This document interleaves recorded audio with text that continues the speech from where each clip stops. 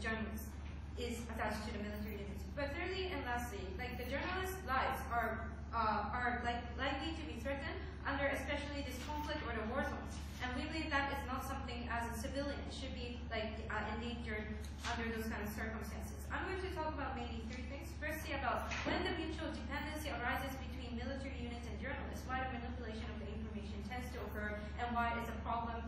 Secondly, how these journalists affect the efficiency of the military units, and thirdly, about the lives of the journalists. Before that model, Mr. Speaker, we have SNSs prevailing in the current technology-enhanced society, and we believe that even though we don't have the journalists who are attached to military units, we can see the victims in the war conflict zones, reporting in Twitter, tweeting inside SNSs, or they are posting the Facebook posts about those films, or how they are being how the conflict zones are being devastated, or those kinds of things. So we believe the information about those conflict zones are already prevailing in the society. So their burden of proof is that why these journalists who are attached to military units are essential in the discourse, or essential in order to obtain the information for those people who are living outside conflict zones. They have to prove that in their side of the house. But firstly, about the context. We're talking about past Iraq, past Afghan, or current Aleppo or Syria, where the bombings are really chaos, and these places are very devastated, and many lives are being deprived in those kind of occasions, right? So the uniqueness of the journalists who are attached to military units is that under the status quo, journalists must be approved by the government when it comes to conflict zones, when it comes to reporting inside the conflict zones. And oftentimes, journalists are declined to go to those two severe conflict zones. But if you are attached to military units, you can go by being protected by the military units. Therefore, there is a condition for the journalists to be protected by the military units, and there is an obligation for the military units to protect these journalists in the first place. So how do others regard these journalists who associate with military units as they are the authorized journalists, Mr. Speaker, because they are approved by the government and they are protected by these kind of military units. Therefore, their information is very authorized, and their information is something authentic. Therefore, it is something to be believed, and the name of the journalists who are associated or attached with the military units is something regarded as much more persuasive reporter, Mr. Speaker. So moving on to my substantive, why the mutual dependency arises between military unit and the journalists, why the manipulation of the information tends to occur, and why it's a problem. Mr. Speaker, the war or the conflict zones is a very chaos situation. In this scenario, journalists are fully dependent on military units because, firstly, they are the amateurs in the conflict zones, right? They haven't been trained by the military forces. They are the pure civilians who report about those kind of conflict zones. That's why military units are the only actor to protect your lives. That is especially serious in conflict zones. In that sense, manipulation tends to happen, Mr. Speaker, for two reasons. First, source of the information can only be obtained from the military units, Mr. Speaker, because which place to go is already chosen by the military units, because these military units have the training for many years, and they have the process where to attack and where to hide, or those kind of things, right? So therefore, you cannot just go to you can't just rampantly go to other places, because you have to be stick with the military units. You have the condition to be protected in order to report. That is the condition why you can go to those kind of conflict zones in the first place, right? But second, the journalists cannot go against the military units in the first place. Why is that? Because there is a dilemma inside this kind of journalists who are attached with the military units, because they have the feeling that if you have the untrust between these military units, maybe there will be conflict, a mild conflict between those military units and yourselves, and in that very, very clear situation, you might be ignored, and you might be just left behind, and your lives might be threatened under the conflict zones, right, Mr. Speaker? So that in that kind of occasion, as an individual, will have a natural mindset to just listen to the military units, where to go, and what to report, right? So in that kind of scenarios, Mr. Speaker, what is going to happen is that the information which is crucial for the discourse about the military units is going to be hidden inside those kind of circumstances. What is this about? It's about some of the military forces committed a rape inside the conflict zone, and they raped those kind of victims inside the conflict zone. Or maybe they committed a crime against like humanity, Mr. Speaker. They didn't kill the opponents, a military opponent, but they killed the opponents like civilian, Mr. Speaker. In that kind of scenarios, when these journalists tries to report about those kind of things, well, firstly, the source of the information can only be obtained from the military units, but furthermore, they will have the moral dilemma that those journalists might just hide, because that is going to anger those kind of military units in the first place. Yes, sir. You don't think journalists always have to counter against military?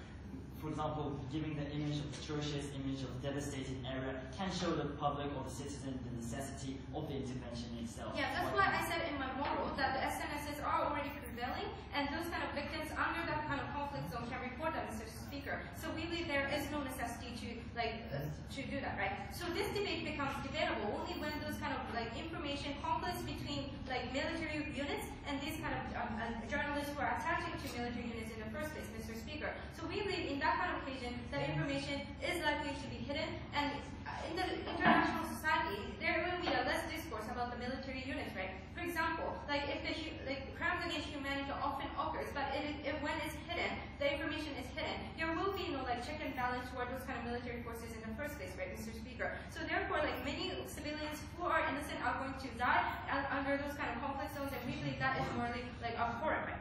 But secondly, how they affect the efficiency of the military units is that because they are amateurs and these military units have the obligation to protect them, their military process might be very slowed down, Mr. Speaker, because you have to care about the amateurs who are in the behind, and you have to protect about that, right?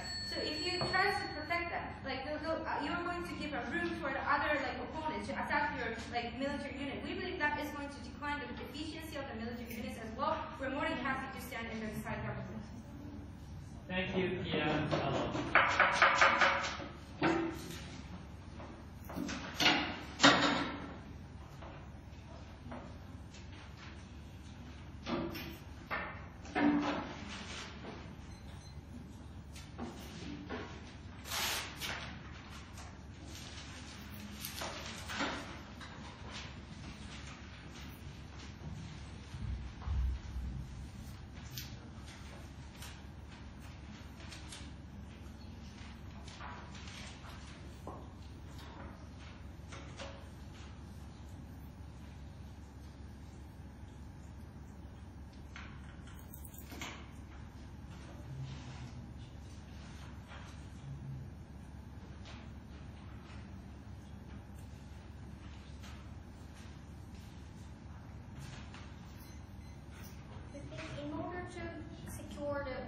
secure the safety of the journalists in the conflict area, it is very important to attach with the military itself. Because we think that in their civil house, even if the journalists want to go to the conflict area to broadcast what is actually happening, and also wants to have the even if the citizens in that kind of country have the eagerness to know what is actually happening with the trustable information, we think the journalist is much more better than the SNS itself. But in the perspective of safety and also the trustable information, we think our side is much better. That's why we're very proud to propose this motion. I have two things to talk about in my speech. Firstly, I'm going to talk about why we can ensure the safety of journalists' lives in the government paradigm, opposition paradigm. But secondly, we're going to also talk about what's the necessity of the journalists going to the conflict area with the attachment of its own military.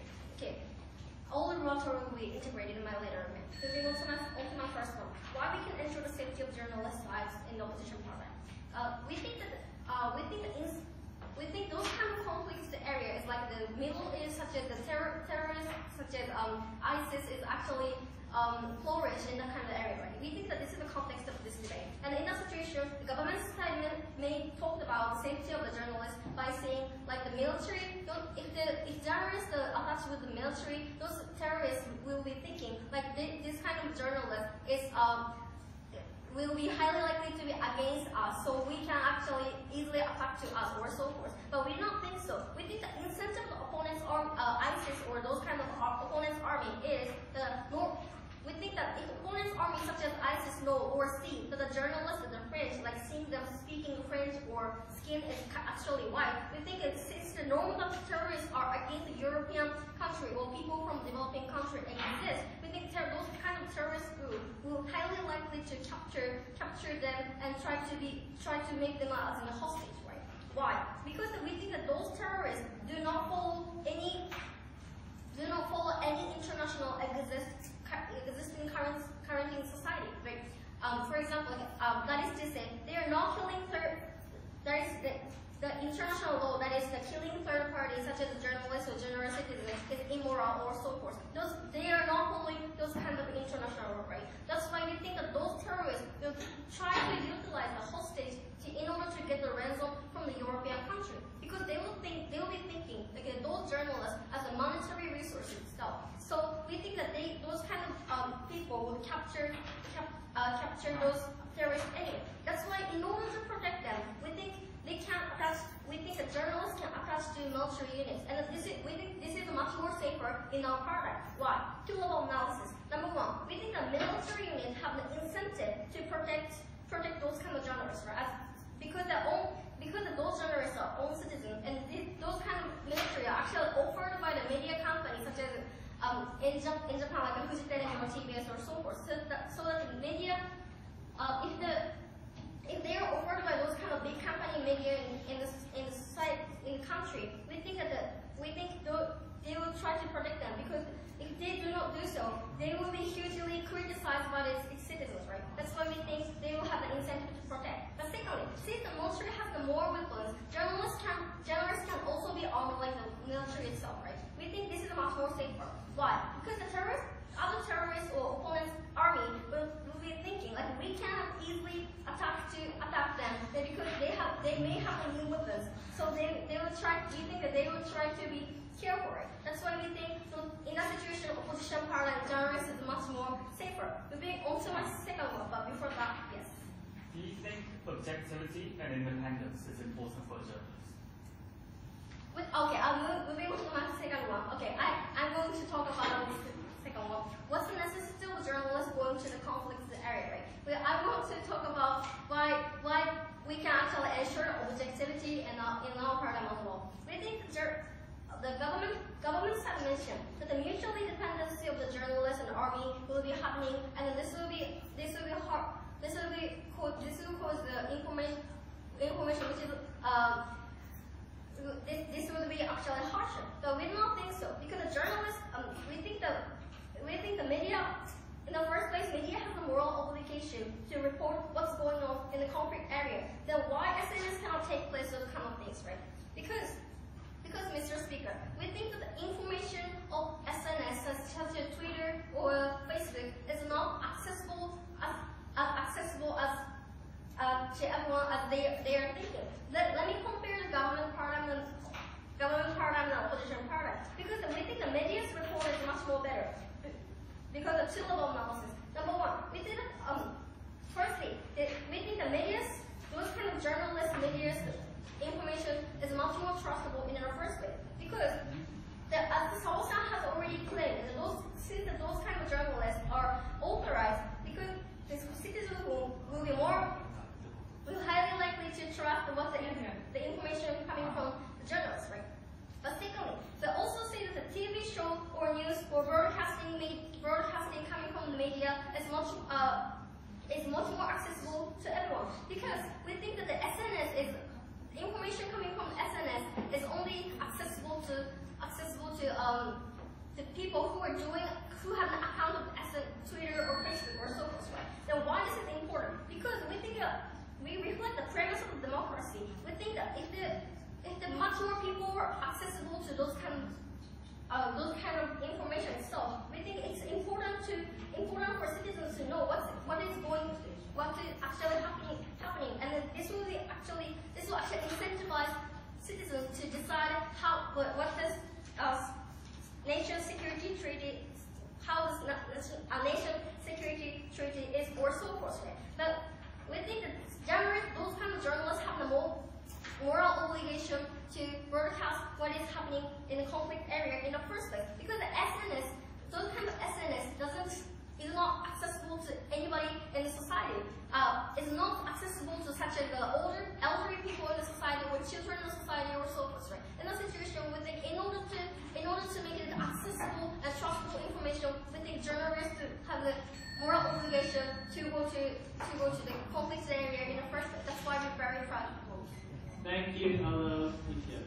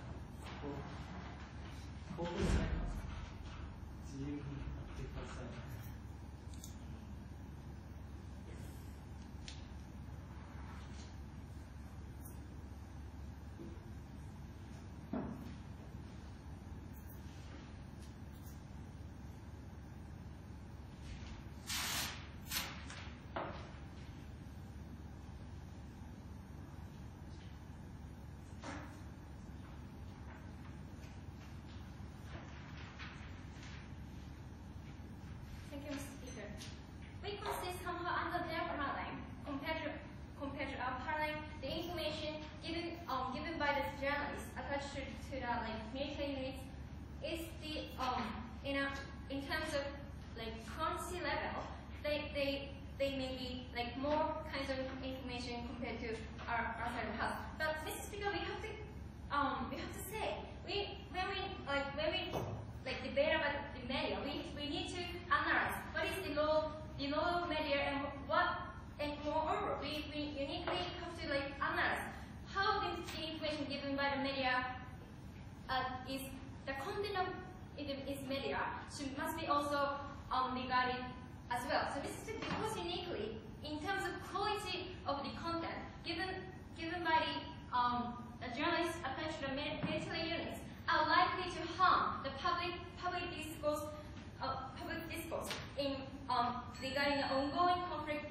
In this sense, we say that is against the local media in the first place, so we plan to propose. So I have two things to talk about. Firstly, why uniquely media must be the independent body, and why they have to provide objective information which is not censored, which is not pre-checked by other third party. And secondly, comparison between two paradigms. Why in their paradigm, providing information provided to military units and information provided to journalists who are attached to the military units are likely to be more influential, and why this is so harmful in terms of the discourse.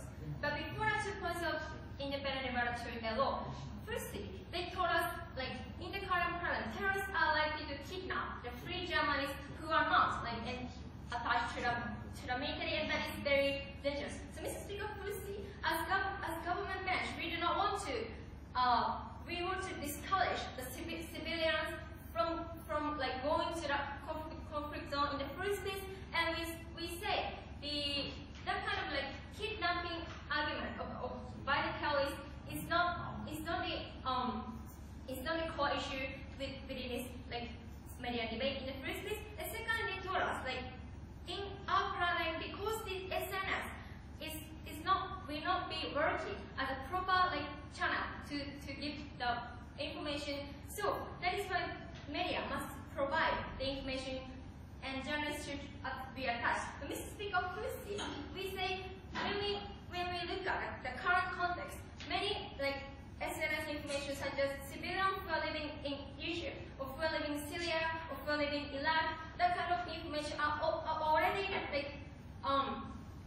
split to the global community, and we say the access to that kind of SNS information are already secure in the current paradigm. And moreover, we say in terms of accuracy of the information, the journalists who are attached to the military units cannot properly provide the accurate information. Why is that? Because they are in the ongoing conflict zone.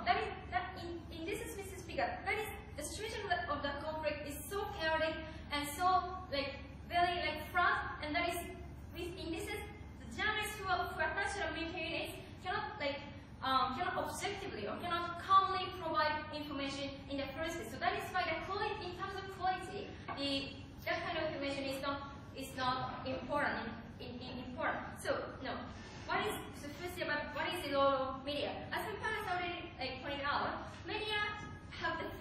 press, we say that there are many kinds of diverse kinds of media, and they have any media have different kind of like stances towards the towards social problem. However, regardless of stance or ideology of media should be always independent from other kind of like external influence or external like censorship or that kind of things.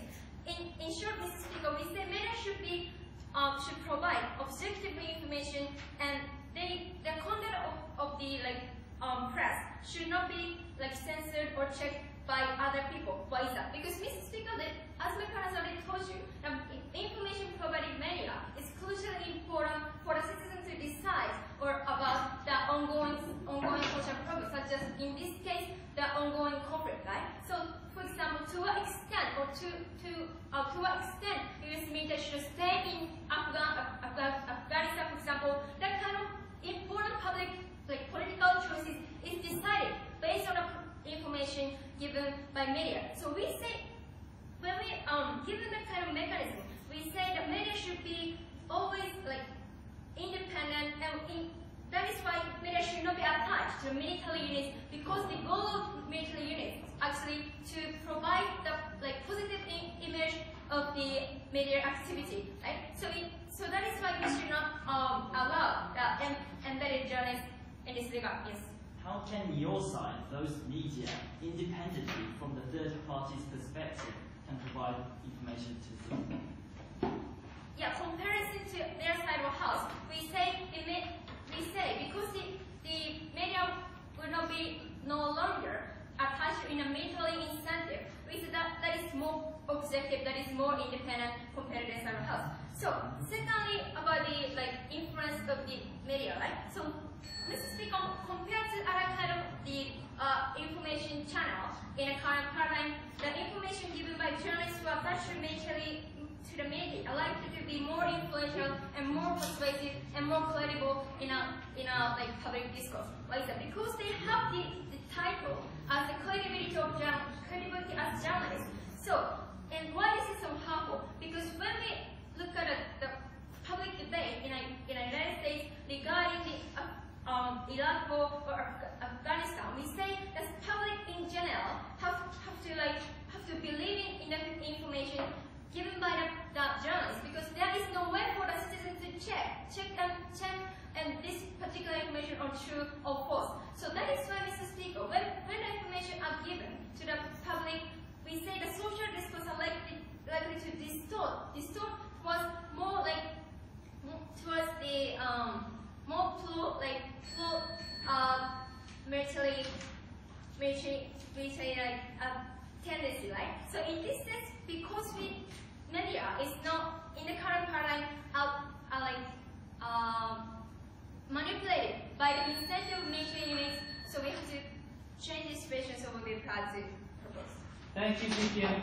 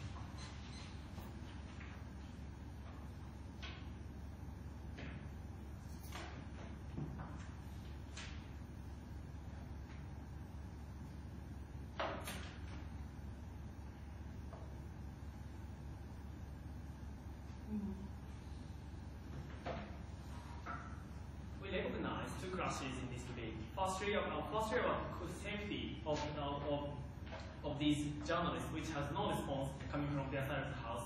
And secondly, about quality of information. That kind of information distorted or not, or trustable or not, true or false, and so on.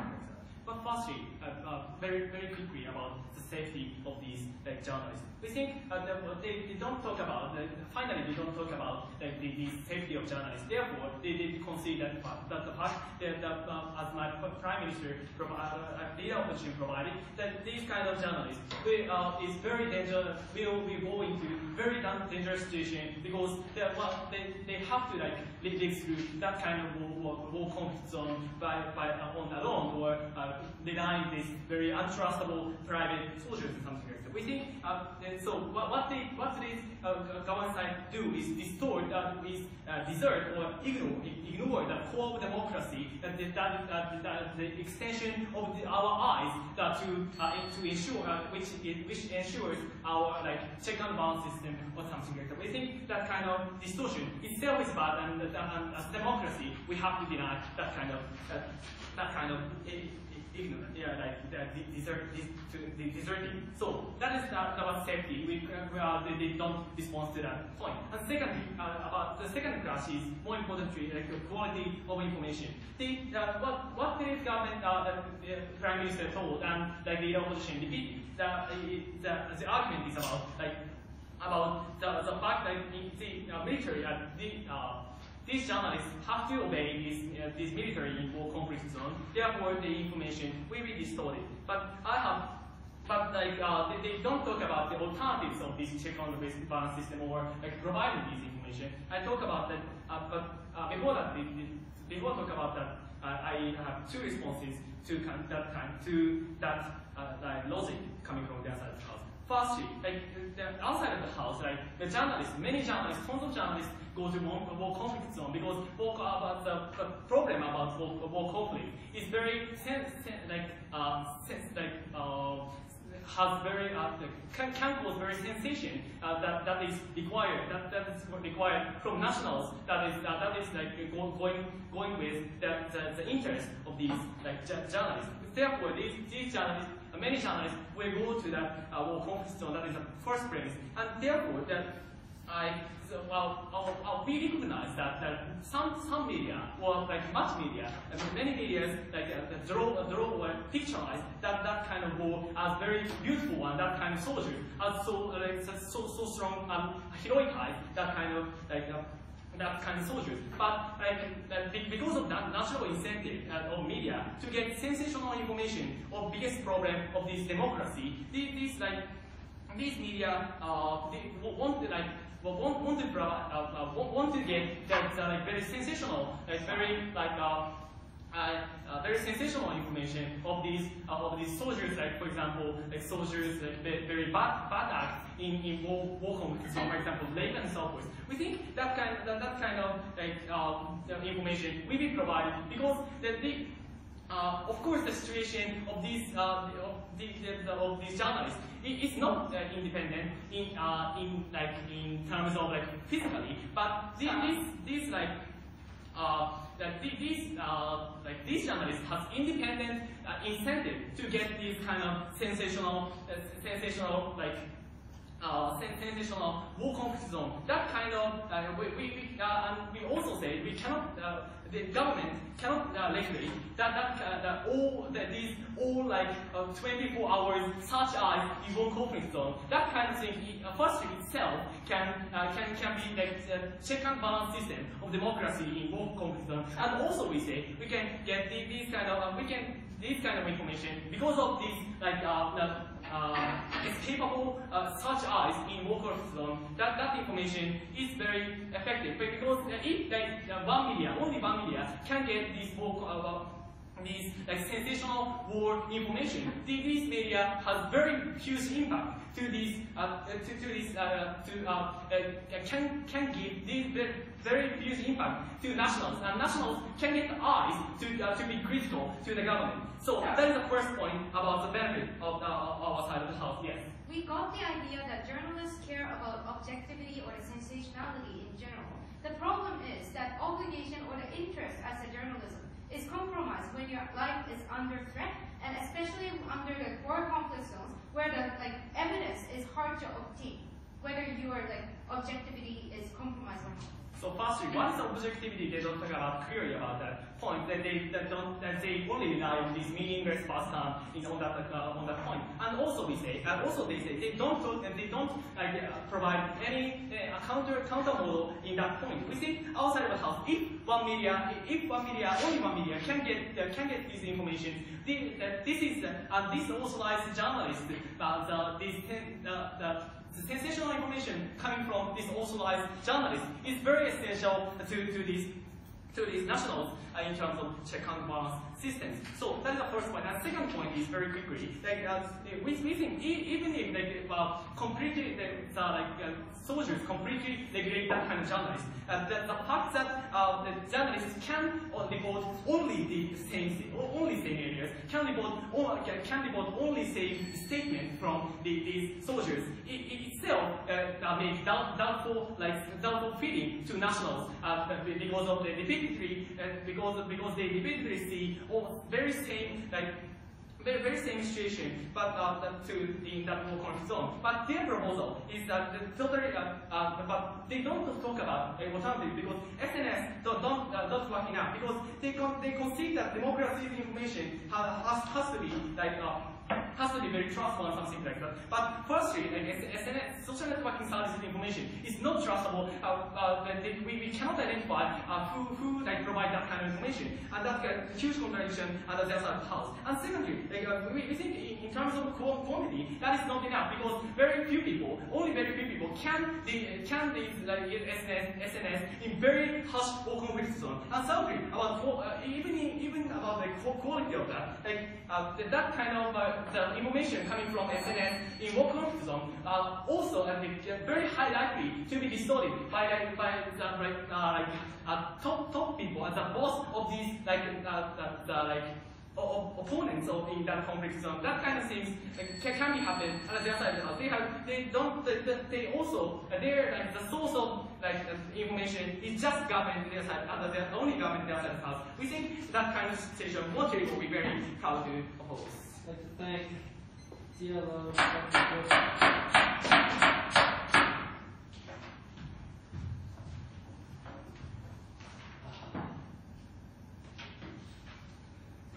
Opposition science today told us that media has a moral obligation to report on conflicts. What they, however, didn't tell you is that media also have a moral obligation to not report when they can only report biased, fake news, as the saying goes these days, right? We need to understand the fact that there are certain principles that the media must uphold, and that was something explained by our first two speakers. We talked about the importance of objectivity, the importance of staying independent, the importance of having no censorship attached to any claims that they make. However, on side opposition, they seem to not care at all about objectivity, because what they seem to prioritize most before anything else is the fact that reporting happens in some case or in some way or another. What I'm going to look at in this debate is, firstly, whether reporting is necessary in the first place in these instances. Secondly, the kind of reports that comes out and why it's problematic when you have an authorized journalist, as they put it, come out with biased news and how that becomes problematic. And thirdly, I'm going to talk a bit about how that then affects society or how that then affects the discourse that occurs in society. So firstly, let's look at the situation that we're talking about. We're talking about war zones here. We're talking about areas like Iraq, Afghanistan, when we had Al-Qaeda, Taliban in the early 2000s. We're talking about embedded journalism that used to happen, and that's what this debate is focusing on. We need to understand the fact that in these instances, let's just look back at what used to happen, right? What is actually happening right now. You don't necessarily have a free will as a journalist being embedded into these military units. You first have to get approved by the military, by the government that controls the military. You also need to make sure, and you also need to understand the fact that where you are able to go, where you're able to move and your location and the source of information that you get is all restricted and controlled, again, by the military. The interviews that you could probably conduct is also going to be limited to the military officials or the soldiers that you're with. The kind of photos that you can take, maybe you may be able to get some very, sensational photo, but then again, that kind of sensationalism is only going to be shown by a picture, and it doesn't necessarily show the deep context of where that was taken, when that was taken, and in what context that necessarily was taken. All of that is going to be limited and restricted by the movement of the armed units by the military units themselves. Moreover, we also need to understand the fact that the information that then comes out by the media, or the information that the journalists can take out from that scene, is also again censored by the military and the government. And in most cases, the pieces that they write after embedded journalism has to be approved again by the government. And that's the case, in fact, that's something that needs to be understood in order for this debate to happen. Recognizing that, the final argument that came from the dealer about how, these people want to report the bad acts of the military, they want it to be independent and all of that argument, right? It's just factually is unable to occur. Because the moment you're trying to report on bad issues about the military who took you there, they're not going to approve the piece in the first place. Therefore, you're not going to be able to write that piece in the first instance. That's where you need to understand what Sawa told you in our first speech about the protection of, about how how information is censored in the first place. And therefore, what they said about sensational information, individual wanting to give out this information doesn't necessarily stand in this debate. Moreover, what they also talked about, and what they seem to really want to talk about, was about the safety of journalists themselves. From our side of the house, what we're saying is very simple. We're saying journalists should not go to armed conflict zones. We're saying there is no need for journalists to be in these areas, and we think that even if they were in these areas, you wouldn't necessarily get too much of a benefit with them being in that area. We think, from our side of the house, we would like to reject the notion that just because these individuals have a certain job title, they should be required to endanger their life in order to report biased news, right? It's in the same way we don't require these journalists to go to nuclear power plants after 3/11, because we recognize the fact that there are certain measures that you need to take, and there are certain lines that you draw, and there's a certain measure of protection that needs to be done for these journalists as well. Just because they're journalists, that doesn't give you the right, or that doesn't give, it doesn't make it okay for you to just send them over into dangerous places. So that argument about safety of journalists just simply is irrelevant to this debate. So what is relevant in this debate is about media themselves and the kind of media that you then get out of this embedded journalism. From our side of the house, we told you throughout the two speeches how the information that then comes out is going to be biased and the reasons for it to be biased. From their side of the house, we didn't really hear any reason to tell us why that information is not going to be biased, how these individuals are going to be able to keep independence, how they're going to be able to keep objectivity. Recognizing the fact that the leader of opposition agreed with us that objectivity is important and it's something that the media should uphold, we need to understand that there then creates a burden for both sides to try and prove, to a certain extent, how that's going to be carried out on both sides. We told you from our side that maybe it's not the journalist's duty to give objective information. Let me rephrase that. We told you from our side of the house that the media also has a responsibility to not report when they can't report objective information, and that's the line that we take in this debate. We think that's a far better scenario than having these authorized journalists who are likely to be believed, who people are likely to be gullible to the information that they give up. I think that's a far worse scenario than having a little bit of less information coming out at the end of the day. Now, why is that going to be problematic when you have biased information? And that's something that came out in the second speech from our side of the house. Something that, again, has not really been dealt with by the opposition side.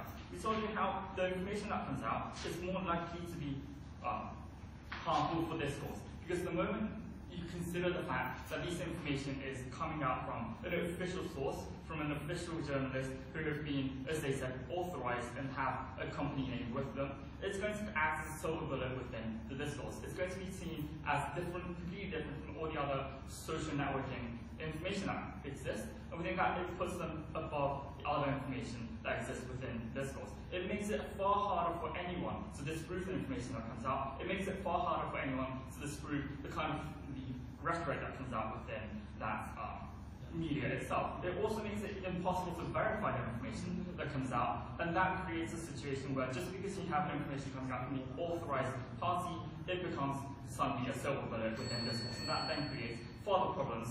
For example, one of them being an example that came out in Marina's speech about the society becoming a bit more pro-military and all that. We lose a bit of objectivity. So for all that, we're very happy to support it.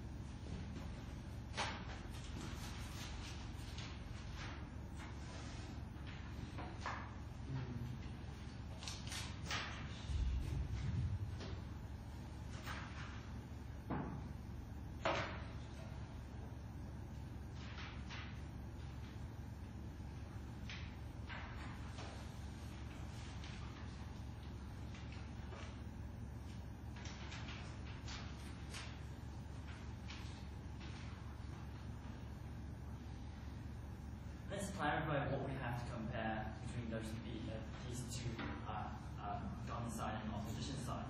Because we don't think that they can always guarantee that the provision of these independent journalist information, to which we say if you don't have no guard of these military groups, you cannot simply go into that area and give sufficient amount of information to provide to the public. That means that they're not like defending the independent information in itself. But what we have to compare is that no information, or let's say SNS information on their side of the house, and much more SNS information and those media's information together. We're giving more additional information that we think will give much more resources to the public, and we think those information can be and should be useful for the public decisions that they make. And we think that it is still on our side of the house that give more information and better public decision to these kind of conflicts.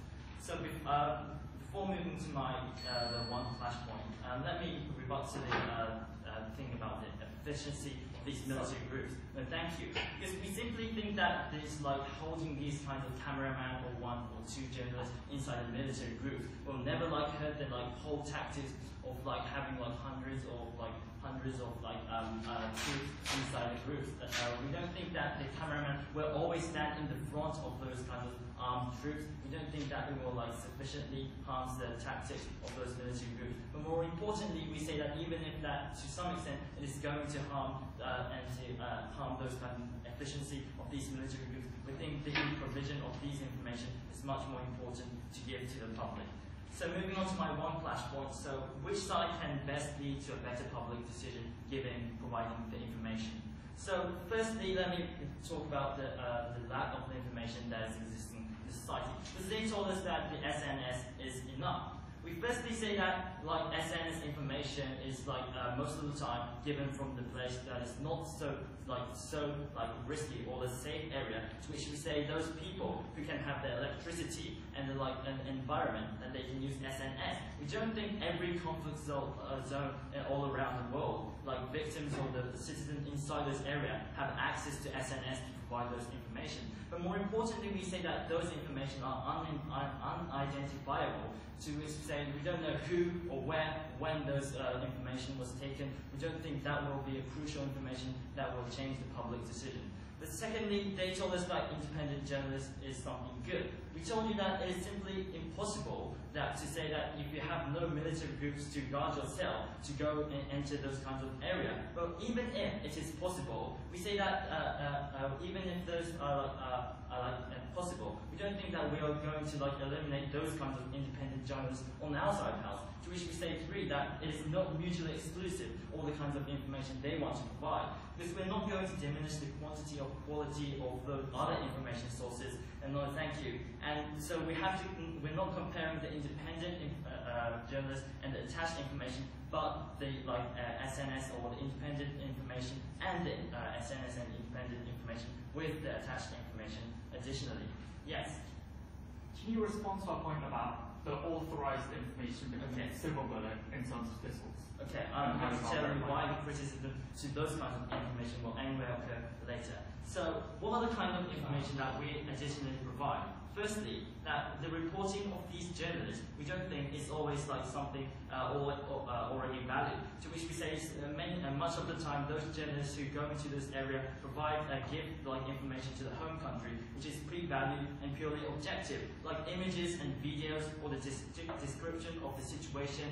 We think that those journalists can get those information. No, thank you.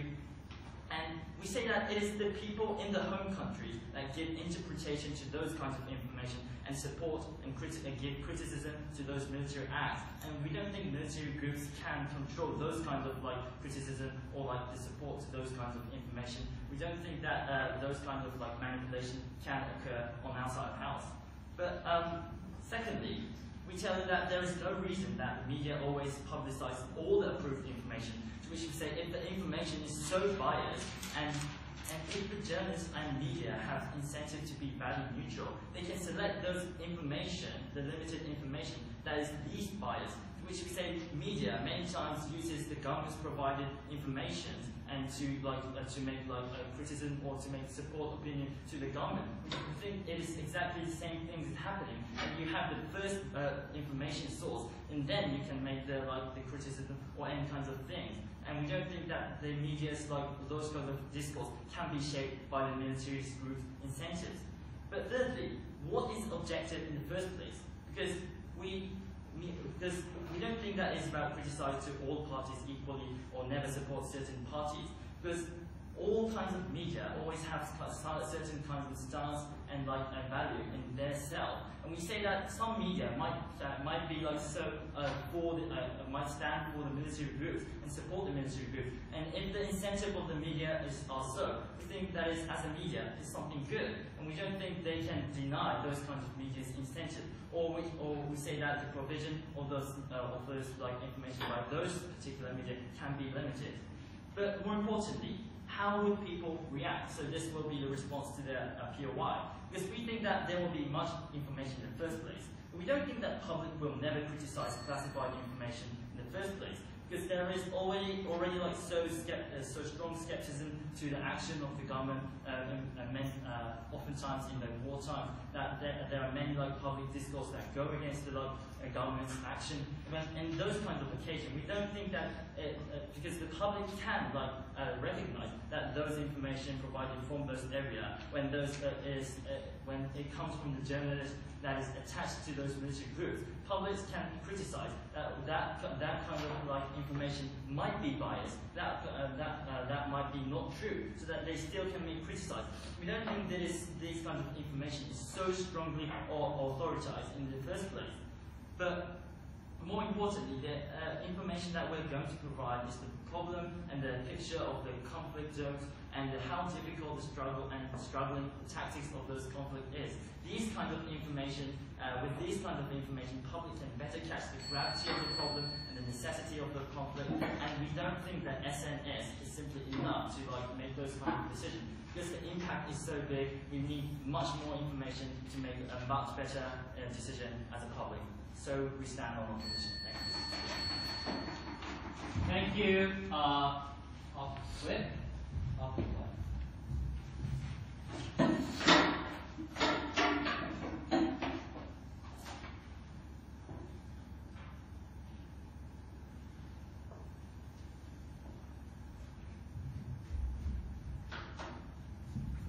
There are two clashes that I've identified in this debate. First of all, which side can provide a more neutral information to the citizen? The secondly, we're also talking about what's the moral obligation of the journalist. On to my first one. Which side can provide a more neutral information to the citizen? Government side said that the journalists will attach with if the journalists will attach to the military, they will only obtain information from the military, so that those kind of information may be one-sided. Then they have provided us an alternative way, it's like the SNS or something. We think that SNS is not trustful as they think in the first place. The citizens who are going to get those kind of information from the SNS would not know whether or not this information is actually trustful, because those kind of SNS is actually written by some anonymous people that just writing something, and then we do not think that the citizen can decide whether citizens should follow those national security policy based on this information coming from the SNS in the first place. But secondly, also we say that the burden of proof of the House today is that how this would be accessible to everyone, right? Because just providing the SNS information doesn't mean that everybody would look at it in the first place. Because if they claim that there's an existence of the SNS, firstly, they have to say that how much information lies in it, how much information about the conflict area lies in the SNS, and why this is more neutral than media, and this was actually not provided by the government. But secondly, also how they have to prove that how likely the neutral information that the government says also lies in the SNS in the first place. But when we compare to the situation of opposition in the government, we think that in the opposition paradigm, many journalists will go to the area, conflict area, and also we also have the information of the SNS. That's one system. There's much more information in the SNS as well as the many information provided as journalists. We think, as my partner has already clearly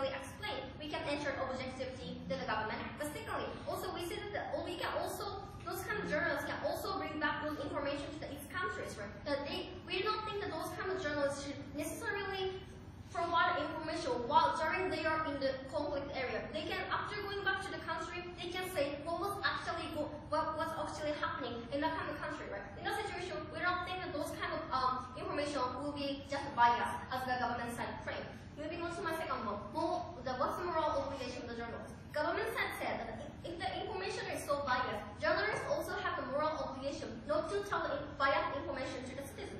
But firstly, we say that those kind of information itself is not so biased because we think that what journalists will provide is like the video or like a visualized information. Right? People would be like, for example, people being dying in the conflict or so forth. We think that citizens will just accept that this is a reality happening in the conflict area, and they can think what's the security policy they should follow. And even if this kind of information is a biased by the military, we think this is better than nothing. From the Deputy Prime Minister, that they will prevent, they say that they will try to prevent civilians from going to the conflict area. So we think that there's no way for the citizens to know what's going on, what is going on in conflict area in the government parallel, right? They need to engage. SNS is not the fact that SNS is not accessible to all the citizens in that kind of country. We think that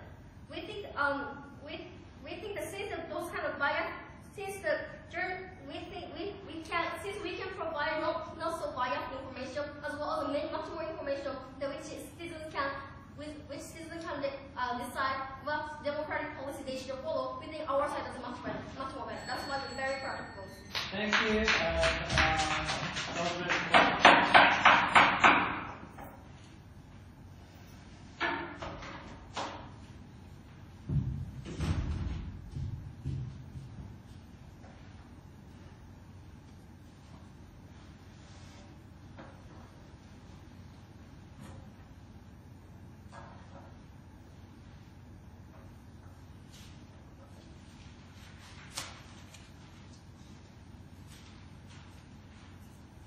So the new nuance coming from the opposition was that more number of the media outlets existing in the conflict zones is better. But Mr. Speaker, when that majority of the information coming from the media outlets is biased and is affecting the discourse, public discourse regarding military operation, we live in that sense. More number doesn't mean that is much better, right, Mr. Speaker? We don't think that is not like standing in today's debate. I'm going to look at two issues as a reply speaker. Firstly, about how the information will be provided to the public. Second, about like how in our paradigm this information is more likely to be non-biased and likely to more benefit the public discourse. About the first point, how the information will be provided. So the opposition would just said that it's just to push the sending button, so anti-military information can be sent to the home country so easily. Mr. Speaker, that neglects the analysis coming from our side of the House regarding about the military units, right? They tend to hide the crucial inhumane information about those military units. For example, like killing the civilians, raping the civilians in the conflict zones, right? Because that is going to be like their responsibility, or they are the ones who to be blamed inside the martial law, for example, Mr. Speaker. We live in that sense, like those information is likely to be hidden regarding the characteristics of the mutual dependency between those journalists and these military units, right? So if we take their characteristics of the journalists who are so enthusiastic about going to conflict zones, we will not do that if he or she wants to go to conflict zones again, Mr. Speaker. They say like sending button is so easy, but if we take the logic of the characteristics that they are so enthusiastic, this like condition to go to conflict zones is to have the military units attached to you. Therefore, they will have more tendency to be more obedient to those military units in the first place, because that will make them go to another conflict zone again, right, Mr. Speaker? Then they are going to get a trust and they are going to get safely report those kind of information. So we can easily conclude that this information is going to be biased that affects discourse regarding military operation, which is very crucial in the international society, right? That leads to our important principle as the media should not report biased information, because media knows that there are going to be the core factor of the discourse, public discourse about the military operation in today's case. Therefore, we believe those media who regard themselves as a core actor to like lead lead the public discourse. We believe they rather have the obligation not to send these biased information in the first place. But rather, in our paradigm, those SNSs or other media outlets is going to be more non-biased when it's not attached, Mr. Speaker. Why is that? It's because on our side of the house, those kind of SNSs from the victims in the conflict zones exist, right? So their side of the house only claim that those accessibility is the problem, right? Mr. Speaker, there are many Twitter films or the Facebook posts is reported inside among the television, Mr. Speaker. We believe those kind of like medias can exchange the information and it can like attract many kinds of the generations, right? We don't think that is a problem in the first place, right? So, furthermore, we believe that this debate is not only about like the attached journalists or the SNSs, but it's rather about the principle of the media, which to pursue as a media, right? So we believe in our paradigm, like those journalists who are attached to military units is going to be like to authorize using the name under the name of the journalists who are attached to the military units, who are approved by the government, who are approved by the military units. That is going to put more authority toward their information. That will make the citizens blind or the audiences blind to that information. They will have like less incentive to check whether it's not like it's false or not, right? But furthermore, physically it's like impossible to check whether this is biased or not for those kind of citizens. We believe that is the problem that is like affecting the discourse, public discourse regarding the military operation, which is crucial for our nation. We believe that is a problem that we see from the government side.